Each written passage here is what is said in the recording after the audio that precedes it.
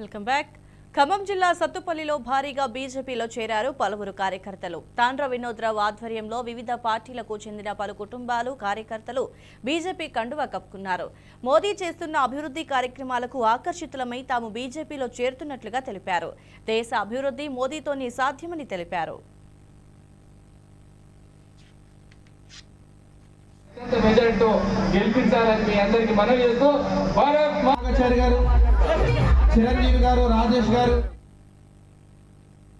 Congress party కుటుంబ party అని కాంగ్రెస్ నాయకుల మాయమాటలు నమ్మొద్దన్నారు తాండ్ర వినోద్రావు.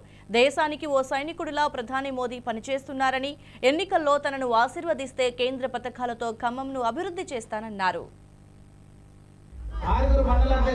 పద్మ గారికి, అదేవిధంగా పార్లమెంట్ కన్వీనర్ నంబూరు రామలింగేశ్వరరావు గారికి, అదేవిధంగా నరేంద్ర మోడీ గారి మీద ప్రేమ అంటే ఈ రోజు దేశం అంతా చూస్తుంది ఈ ఖమ్మంలో ఏం జరుగుతుందని తెలిసిందే. అదేవిధంగా కోవిడ్ నుంచి కూడా మనందరికీ ఉచితంగా రేషన్ ఇస్తున్నటువంటి విషయం కూడా